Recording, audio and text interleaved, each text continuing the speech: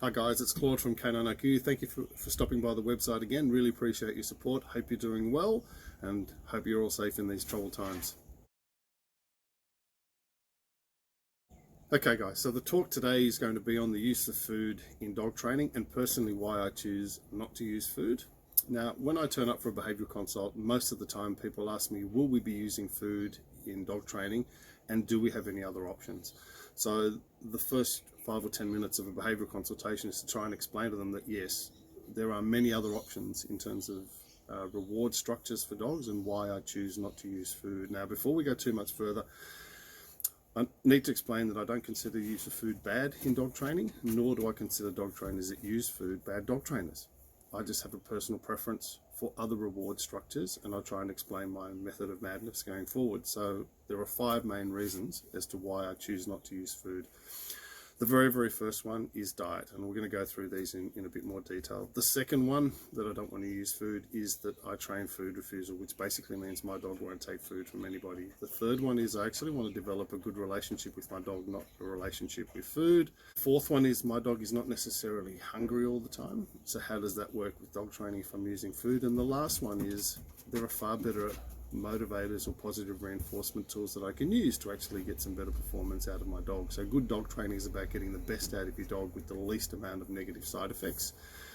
And I believe that food, for my liking, produces too many negative side effects down the track. So let's get into it and we'll talk about the main 5 one by one.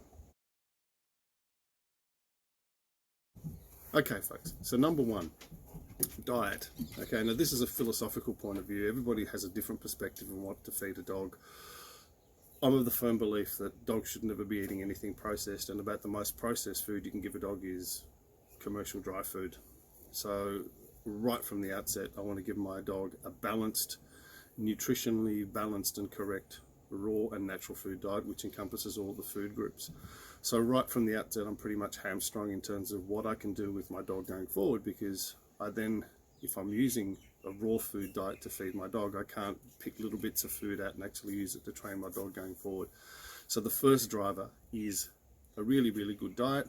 And even then, when I feed my dog, because I want my dog to be relatively active and try and figure out that food is not a constant thing that's based on predictable patterns, I feed my dog at varying times of the day, and he doesn't know when he's getting fed. He knows he's getting fed, but he doesn't know when he's getting fed. So diet is the first component, which is a determinant of what I want to do going forward with food. Number 2, and this is a really important one.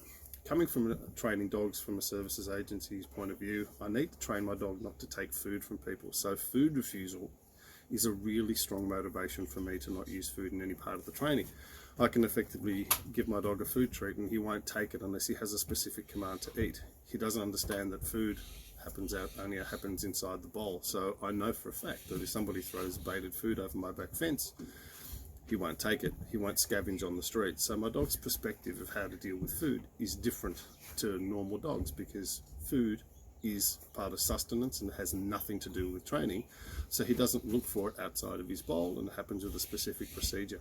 So the second reason is I want my dog not to take food from me or from anybody's hand unless they have a specific command to eat. And that's a really important thing going forward. Now this has got wide carryover effect to the general population, where a lot of people poison dogs and they throw baited food. If your dog's a barker, you're most likely going to get a neighbour that, if they're disgruntled and nothing happens, they may want to try and poison your dog, and that's not a really good thing. Also, somebody tries to break into your house and they see that you've got a big dog. If they throw some baited food over, they'll poison your dog and then they'll come and break into your house.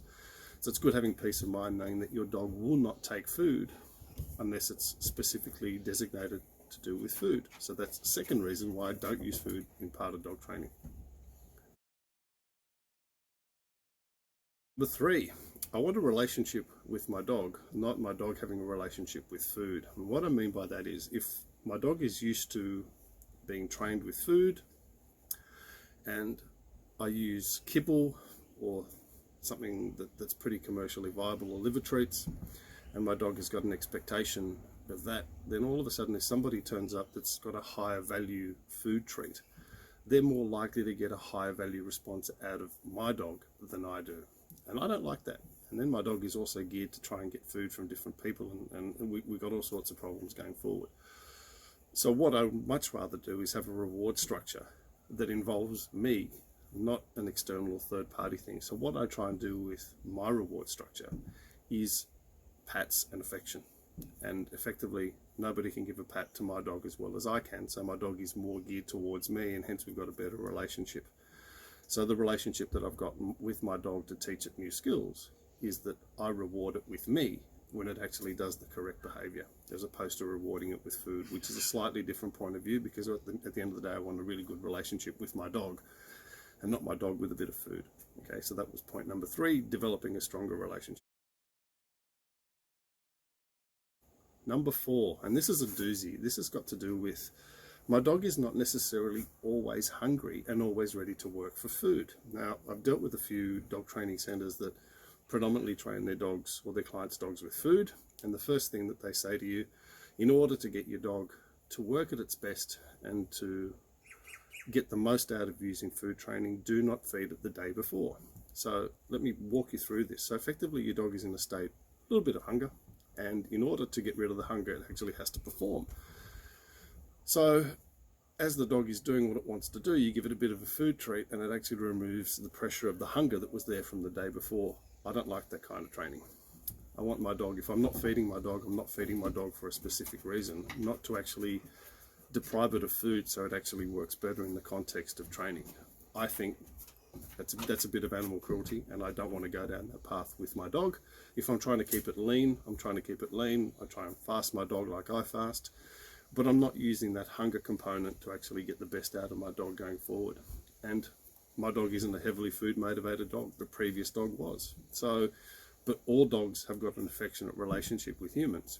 So that's a bit more of an easy tool to leverage. Okay. So the 4th reason is effectively that I want my dog to be able to work anytime, not just because whether it's hungry or whether it isn't hungry.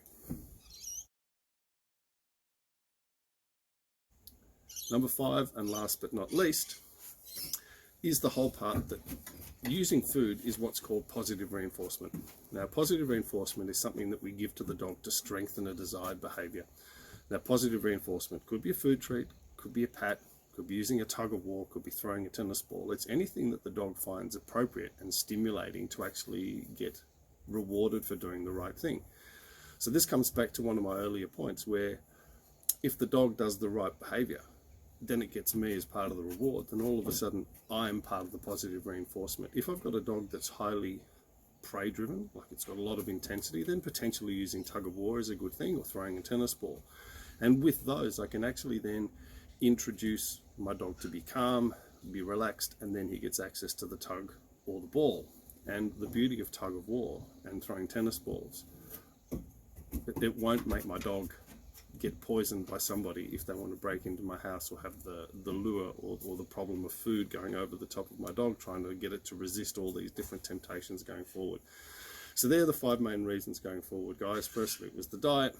Secondly, it was the food refusal. Third, it was the relationship. 4th is effectively my dog won't necessarily work all the time because it's not hungry. And 5, there are lots of different training structures or reward methodologies that I think are far superior to food. I know this is going to raise a lot of questions and a lot of concerns, but leave me a comment. Tell me what you think. Give me a reason as to why you think food's good or why you don't use food, and I'll do my best to try and respond to you guys going forward. Thanks again. Hope you enjoyed the video. Hope you got something out of it. Have a good day, guys. As always, a big thank you for watching my channel. To keep the information free and help share the videos, please hit the subscribe and like button so we can share the message with everybody. To stay in touch, just hit the bell button so that you can be advised of future notification. Thanks again, guys.